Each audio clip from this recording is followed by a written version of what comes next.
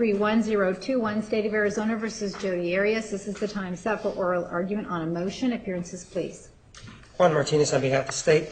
Good morning, Your Honor. Kirk Hermy and Jennifer Wilmot on behalf of Ms. Arias, who is present standing at the defense table. Thank you. You may be seated.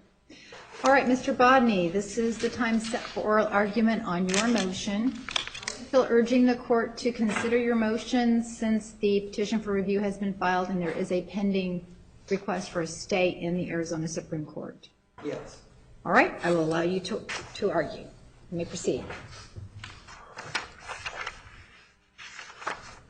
Good morning, Your Honor. Good morning. Yes, I'm here on behalf of the news organizations in connection with a November 26, 2014 request for an order unsealing transcripts of October 30, 2014 witness testimony and related proceedings. Neither the state nor the defendant filed any papers in this court in response to that.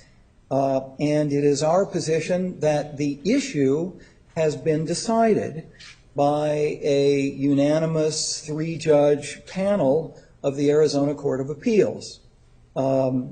We filed this request to unseal the transcripts in order to remedy an unconstitutional closing of the courtroom when the issue of whether to testify in secret was debated and decided, and to remedy the unconstitutional closing of the courtroom when a witness presumably testified. The Court of Appeals last month, more than 3 weeks ago now, ruled that if Arias began to testify in closed court, those transcripts shall be unsealed. That's what our request was about. And we heard no objection from anyone to that request until Monday morning, as we were sitting in this courtroom at the time set for the hearing on our request, when we learned that the defendant had some more than 6 weeks after the Arizona Court of Appeals first issued its order in the case, staying the enforcement of the court's October 30 order, that a request for stay had been filed. Well, a request for stay has been filed. It has not been granted, and it's now Thursday. So as I understand the law, when a court issues an order and says, if there are transcripts, they shall be released, and there's no other order superseding that, then I would have an obligation to release those transcripts. They've had their opportunity now, as I say, for more than 3 weeks to object in some fashion to the Court of Appeals ruling. They could have filed a special action. They didn't. They could have filed a petition for review promptly. They didn't. They could have responded to our request in this courtroom in writing. They didn't. They sat on their hands until the morning Your Honor had set for the hearing on our request to notify us, through Your Honor, that a request for a stay had been filed in the Supreme Court of Arizona. That was Monday. It's now Thursday. We've responded to that request.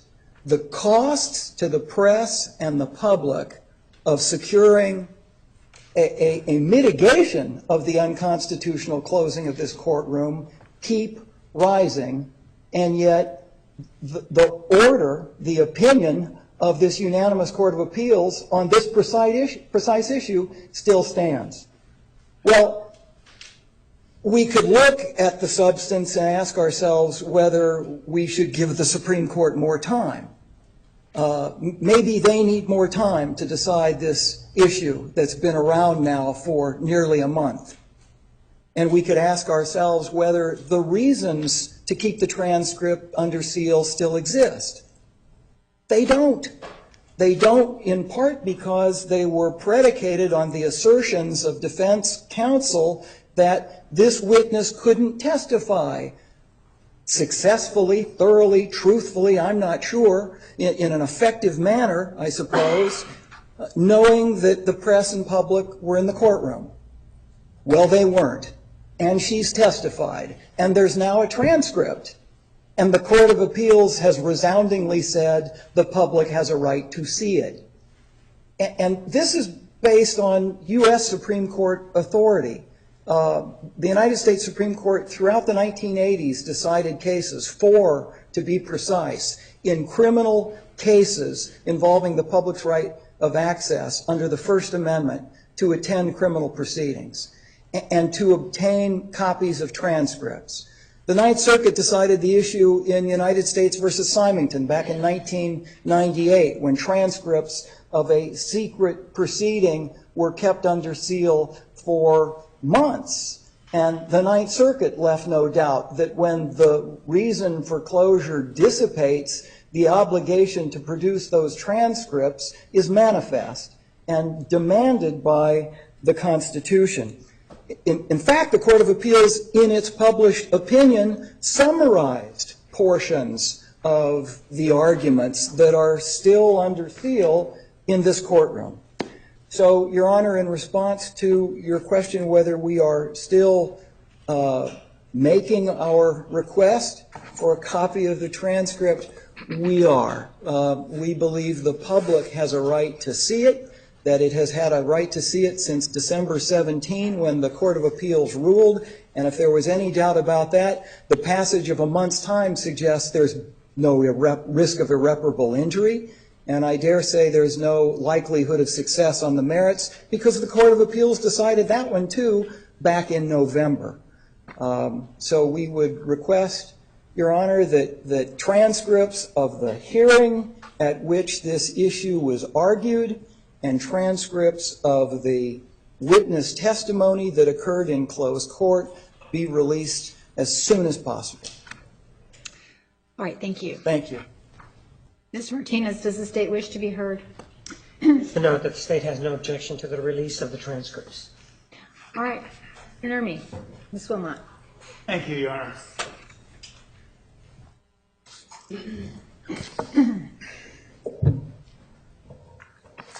Your Honor, the comments of KPNX this morning claiming or asserting that Ms. Arias is sitting on her hands is demonstrative of the ignorance they are displaying and showing what is actually going on here. A death penalty case. We all know what the Court of Appeals said. And yes, we know, as the Court is aware, Ms. Arias is pursuing remedies at the State Supreme Court. But the considerations that this Court must make in terms of releasing these transcripts go beyond what the Court of Appeals said, because the Court of Appeals ruling didn't just touch on it touched on the First Amendment, but it didn't touch on the other rights.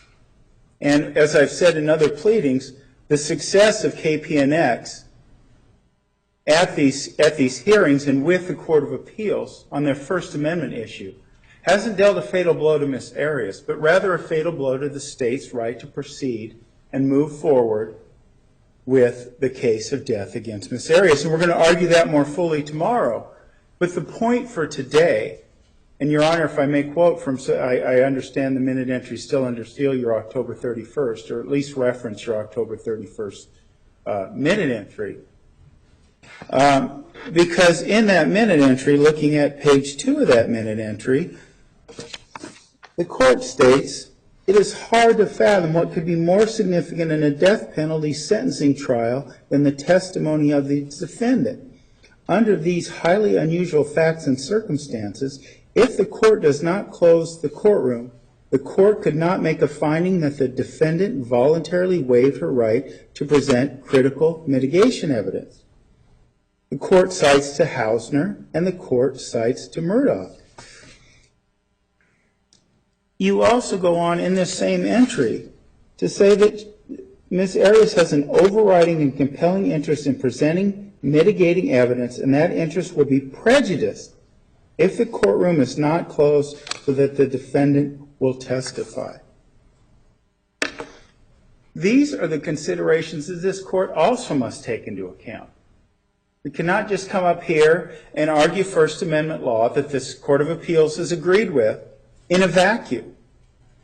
If the court releases the transcripts of this testimony and the harm befalls Ms. Arias that she fears, or she chooses not to, continues to not take the stand under that environment, by the court's own words, it's game over, because of the simple fact that she cannot present a full case for life. And again, we'll talk about those witnesses tomorrow. But I would urge the court to understand and look at what this court articulated on the 31st, because it's not just about First Amendment. This is not about, and we've talked about this throughout, this is not about KPNX and the other media outlets' desire to produce reality TV.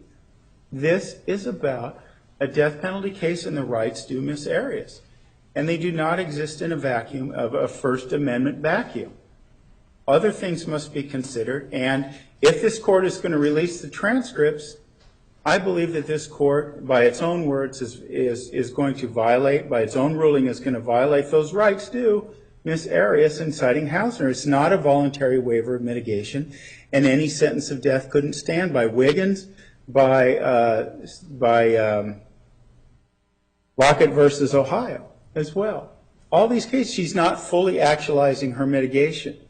So when this court considers this motion and what is pending in the status, I believe that this court should make those rights preeminent and not release the transcripts, at least until such time as the issue is fully litigated. Mr. Bodney?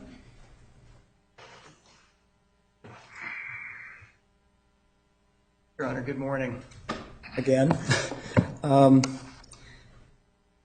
I just think it's important to be clear about the issues so that Your Honor can do the right thing. And that's all we're asking.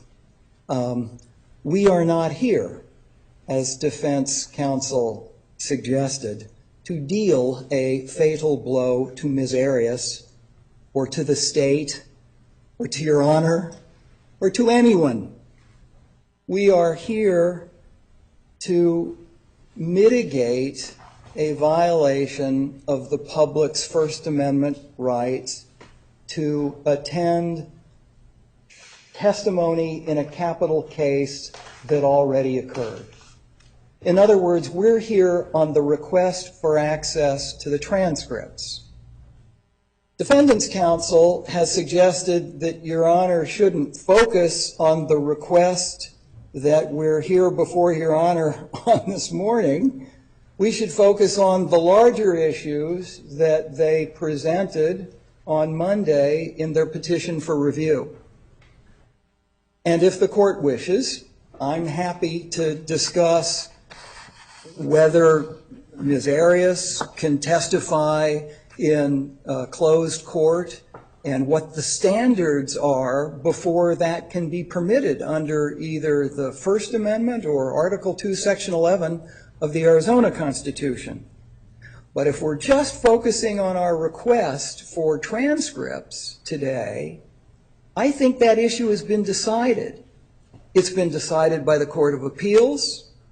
They've had their chance to file a request for stay, which, as I say, they waited 3 weeks to do. And the Supreme Court hasn't granted it. And then if we want to explore whether we should give the Supreme Court more time before this court follows the Court of Appeals order, we can look at the Court of Appeals decision and analyze those facts. The Court of Appeals said, and I quote, "Her lawyer stated Arias would not testify because the media coverage of her testimony would affect her ability to think and answer questions in a manner," quote again, "she truly means," close quote, "to," quote again, "fully actualize her mitigation," close quotes. And the court rejected that. But in any event, she got her wish. She testified without the press or public there to monitor her testimony and hear what she had to say. So what's the harm if the transcript is released at this point? I can't think of any. There were other pieces to this puzzle in the Court of Appeals decision that the appellate court addressed about the pressure she felt about threats. Those concerns were rejected, and the court identified other ways to mitigate them. So now even I am beginning to spill over into future questions. If the issue Your Honor is struggling with is, well, what do we do with a defendant who insists on testifying in secret? I think Your Honor follows the Court of Appeals decision, because that's the law. And if the Supreme Court feels strongly that defendant is right, it's now had since Monday to grant a 5-page request for stay. So at a minimum, it seems to me the transcripts of the hearing and the testimony should be released and released today. And if Your Honor is struggling with the order of testimony or whether this witness can still testify in secret, my response is not unless the court follows the standards in the Court of Appeals decision and complies with those First Amendment prerequisites. And if the Supreme Court believes that the Court of Appeals, Judge Portley, who wrote the decision, and the other 2 judges who concurred were incorrect, by golly, they've had time and will have time to grant a request for stay. But that hasn't happened yet. Thank you, Mr. Bodney. Thank you, Your Honor. All right. Mr. Bodney, before you leave, you filed your response to the stay yesterday, is that correct? Yes, Your Honor. So the Supreme Court got it yesterday at some point? About noon or thereabouts yesterday. All right, and I haven't seen anything on their website to indicate they have set oral argument or any other type of proceeding to address the request for a stay. All right.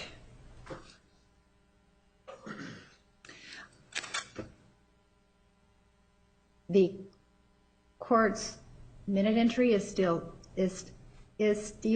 sealed, and this matter is before the Arizona Supreme Court.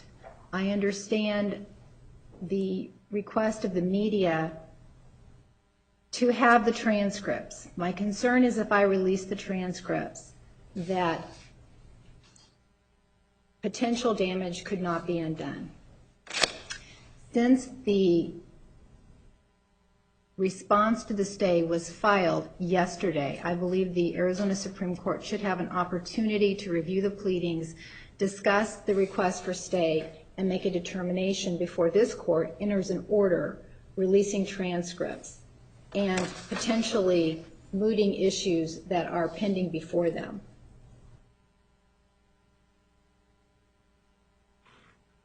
This court requested the court reporters present at the sealed testimony prepare the transcripts so they are available upon request once the court enters an order unsealing those transcripts. So there will be no delay once that order is entered.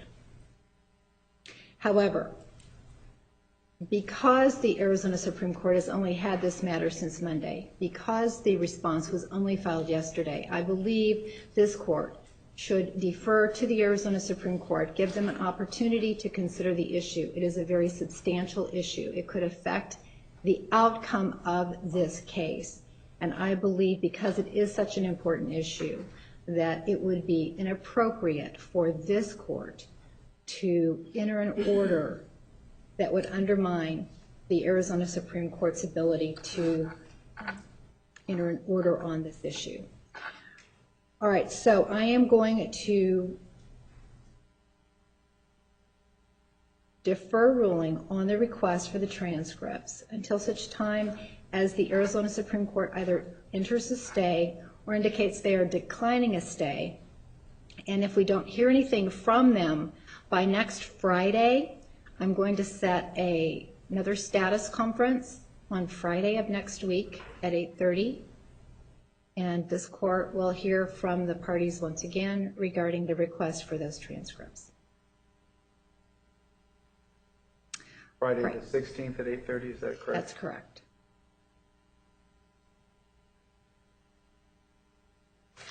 All right, thank you. John, if I may just point of clarification. Yes. If the Arizona Supreme Court denies the request for stay, is it the court's position that it will release a copy of the transcript of the hearing and the testimony at that time upon request? I would want to see their order, but yes, that would be my intention. Thank you, Your Honor. All right, thank you.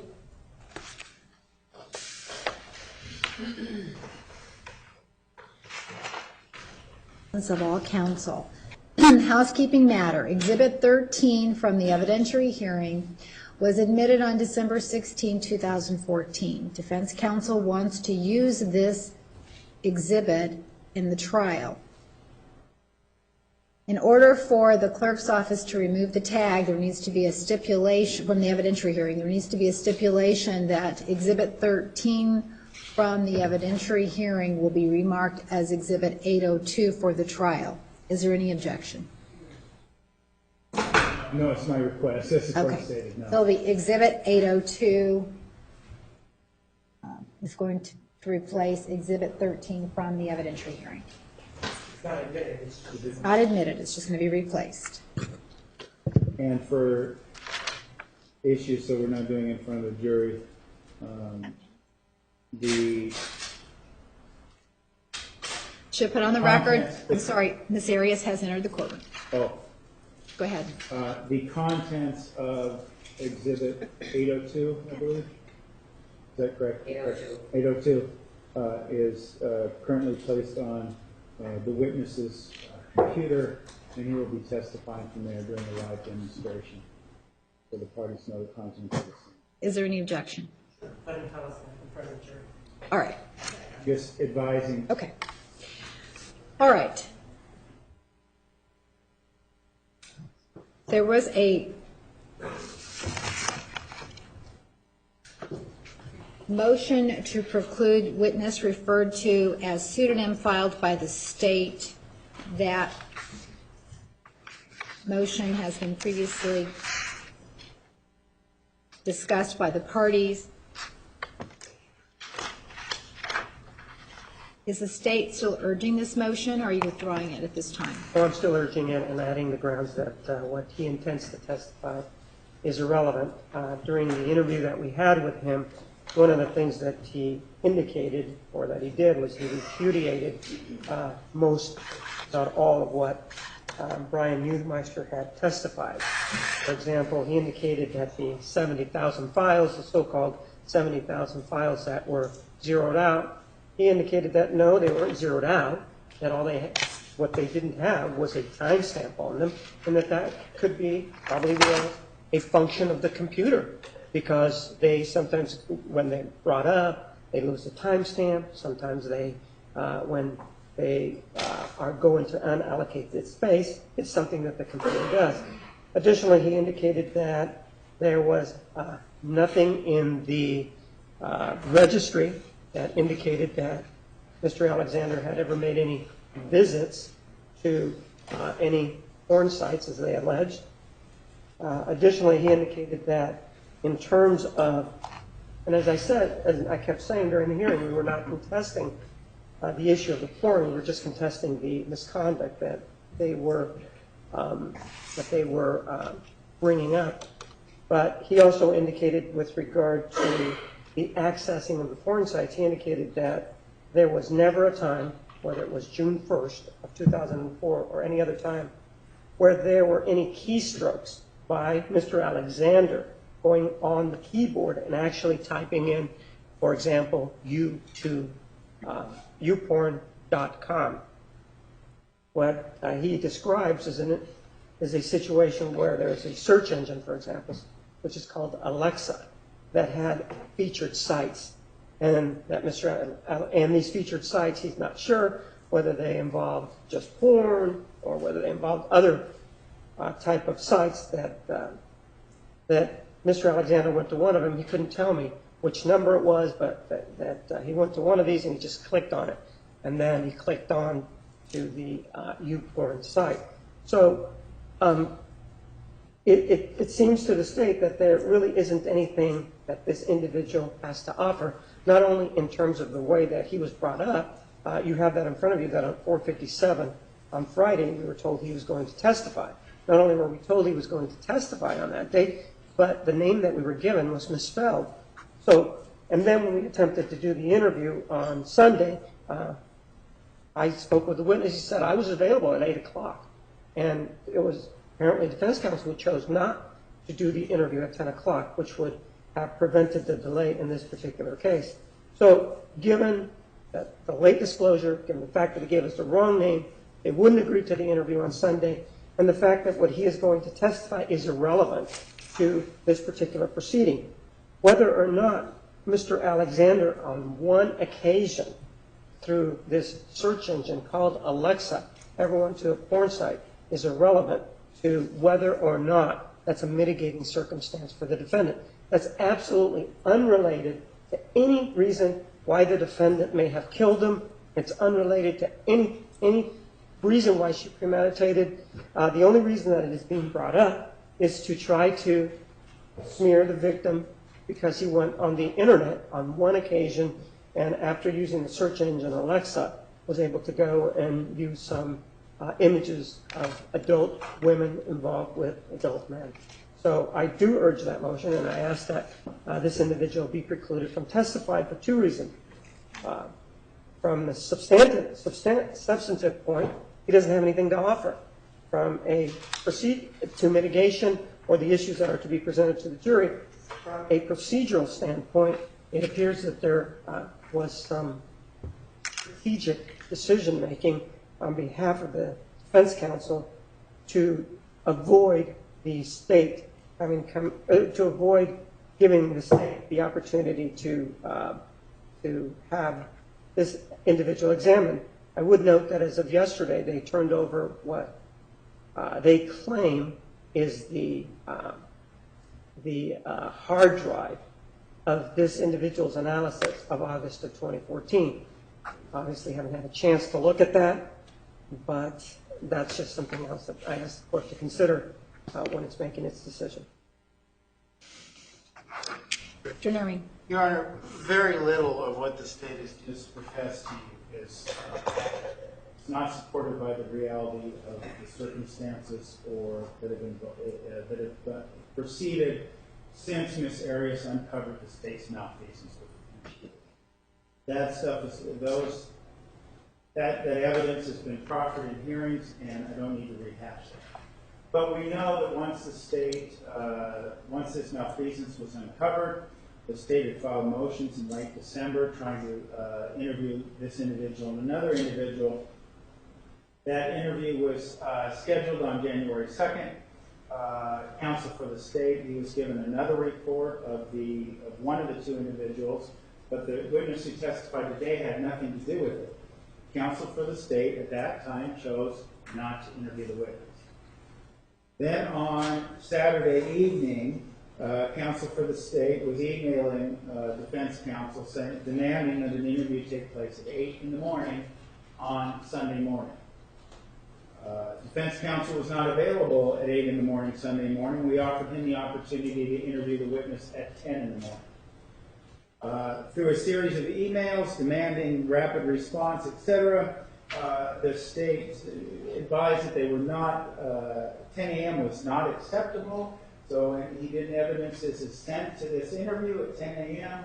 For some reason, these 2 hours was vital, and so we did not schedule the interview. So he had one but not two opportunities to interview this witness. As it relates to discovery, I would be mindful of the fact that the state has a legal obligation to provide Ms. Arias with discovery. Part of what they did when they imaged the hard drive and tried to cover up what happened to the hard drive on June 19th is they provided our initial expert a copy of mirror image that had been made after the computer had been tampered with. What we've been seeking out through pleadings is an image of the computer that was made on June 11, 2008 by Detective Melendez. Now that we have that, our expert has had about 2 to 3 days with that item of evidence to analyze and proffer it forward. So I would say that we are here again scrambling because of the state's malfeasance, something they now disclose something they should have disclosed 5 years ago. So based on this, the state comes forward to you and says, well, let's preclude mitigation. Because that's ultimately what they're asking you to do. They're asking you to preclude mitigation, saying it's not relevant. And there's where the untruths that will unfold when this witness testifies will be exposed. He did not say that Mr. Alexander did not go on porn sites, that there's no evidence of that. He didn't say that. As a matter of fact, he will talk about how human-initiated contact with the internet to all these various sites of pornography. Mr. Alexander was there for some 45 minutes. He will testify to all these things, and it is relevant because, one, anything, and when we had a hearing and an argument on this issue, you recall last trial, I recounted for the court what the state said about Ms. Arias is a liar. There was no pornography on this computer. There were no viruses on this computer. We heard testimony in this trial of the state's supposed, well, we'll call them computer personnel, I'm not an expert, who said that there was no evidence of pornography and no viruses. So this does lend support and credibility to things that Ms. Arias is saying. So this witness will proffer forth evidence that is relevant, and it directly rebuts the things that the state's computer personnel have been saying. The other issue that this speaks to is we had several days of testimony from Dr. Fonseca. During those days of testimony, Dr. Fonseca talked about Mr. Alexander's unusual sexual proclivities and practices. We have a sex tape in which Mr. Alexander talks about making legitimate porn. The state has tried to argue throughout the course of this trial through their cross-examination with Dr. Fonseca that, well, it was really Ms. Arias that initiated all these things. But when we go through the items found, the contact Mr. Alexander made, the length of time, the fact that he went to bed at 3 in the morning, woke up 8 hours later, and immediately was back viewing pornography, will be demonstrated and demonstrate the duality of this man's existence, the Dr. Jekyll and Mr. Hyde approach, and it is entirely relevant for them to understand the circumstances of this relationship and the dynamics of this relationship. So, Your Honor, I have heard nothing in terms of the legal standard. We know Skipper versus South Carolina, Lockett v. Ohio, all these cases talk about you cannot sentence someone to death when litigation is precluded. And so, given why we're here and the circumstances, in an ideal world, and I will intend shortly to file a motion for mistrial because of the conduct and because of where we're at, because this witness has only had such few hours with this evidence. As he told Mr. Martinez during his interview, had he had more time with this, he would probably find even more pornography. He just hasn't had the time yet. So we are stuck in the limitation of putting forth a microcosm of what this has, but it does support Ms. Arias' claims. It supports the claims of Dr. Fonseca, and it directly rebuts what the state has offered so far during this process. To preclude it would be to unconstitutional preclude mitigation, and the state is not really, other than they don't like it and they don't think it's relevant, offered why that legal standard is met, because that is an entrenched legal standard about the preclusion of mitigation. Mr. Martinez. The facts are what they are. On Friday, January 2nd of 2015, I conducted the interview of Brian Neumeister beginning at 10 o'clock. It went through to about 2 o'clock in the afternoon, between 1 and 2. After it was concluded, after the interview concluded, I spoke with Jennifer Wilmer and talked about who the witness was going to be, and I was informed it was going to be Brian Neumeister. During that time, I was also told, but if you want to interview the other two guys, go ahead and interview them. And the point of my view was, why would I want to interview them if they were not going to be called, and if I had to concentrate on Neumeister based on what they told me? As you know, that same day at 4:57, which again is a Friday before this individual is going to testify, get an email misidentifying who it might be. So when they say that I had an initial chance to interview a person they claimed was not going to be called. The second offer, I don't know exactly when that second offer was. I was the one that initiated the request for the interview on Sunday, so it wasn't an offer. It was sort of a strategic response saying we can't do it. Of course, 2 hours are important when you're talking about things such as what he's going to test or what he professed to know. The other thing, when they claim that the computer was tampered, maybe it was, maybe it wasn't, but the people that tampered with it was the defense. So let him say what he can about that. They also claimed now that because he's only had this hard drive, exhibit number 13, for a couple of days, that somehow this is the state's fault. Well, if you will remember, this was made available the day that you ordered at 9 o'clock in court. And that was before being made available recently. What happened at that point, you said, have it here by 9 o'clock. We had it here by 9 o'clock. We turned it over. And who did they go to? Trusting Mr. Neumeister, who says, it won't open. Doesn't work. Well, that individual has already shown that perhaps he doesn't know computers. We then brought Detective Smith, who he says is not an expert, but at least he can open it, and in front of their witness, Mr. Pseudonym, was able to show them that it did work. So when they claim that this wasn't available to them other than for the last 3 days, it was. It just was. We also can't forget that we gave them not only the opportunity, not only the copy, but back in August of 2014, you ordered, and it was allowed, that they go back to take a look at this hard drive, this Toshiba hard drive, from the compact Presario laptop. And they did go back.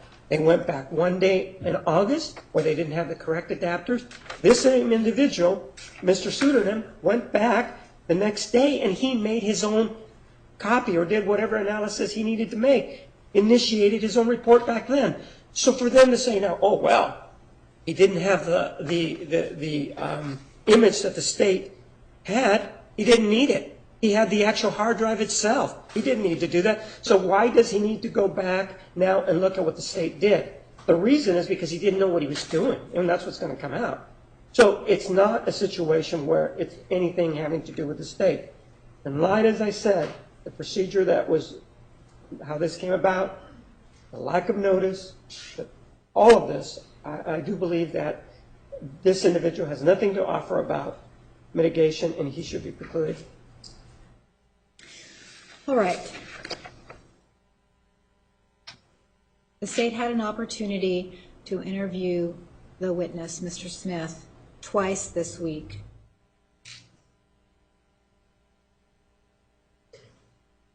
In reviewing my notes from this penalty phase retrial,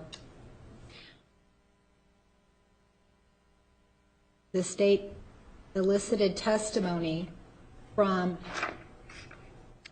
Michael Melendez on October 21, 2014, regarding the fact that he found no pornography on the victim's laptop computer. In light of that testimony and the testimony of Dr. Fonseca, the court finds that the testimony of this witness may be relevant, so I am going to deny the motion to preclude the witness. However, the state may object to relevancy with regard to any portion of that testimony, and the court will consider those objections. All right. The defense filed a motion in limine to preclude the state from eliciting testimony regarding work drives. So the state had an opportunity to review that motion. I was given a copy by you this morning, and I have read it. Are you objecting? I am. All right. The jury has been here for some time. I don't know how long, Mr. Nerman, you believe you're going to have Mr. Smith on direct examination, but my inclination is to hold this motion in limine until the noon hour, and then I will hear oral argument at 1:15. Give the state an opportunity to review it. Your Honor, my only request in that regard is that, and I do think it'll probably take past the noon hour, but if the state is going to open up this witness to the state confusing the issues as we profess in the motion, I would want to be able to discuss that with them on direct examination before that goes. So if we're winding down to the end, I would just simply ask to approach and maybe take an early lunch if that's... All right. Any objection? However you want to do it, it's fine with me. All right. Let's do it that way. Let's bring in the jury. All rise for the jury.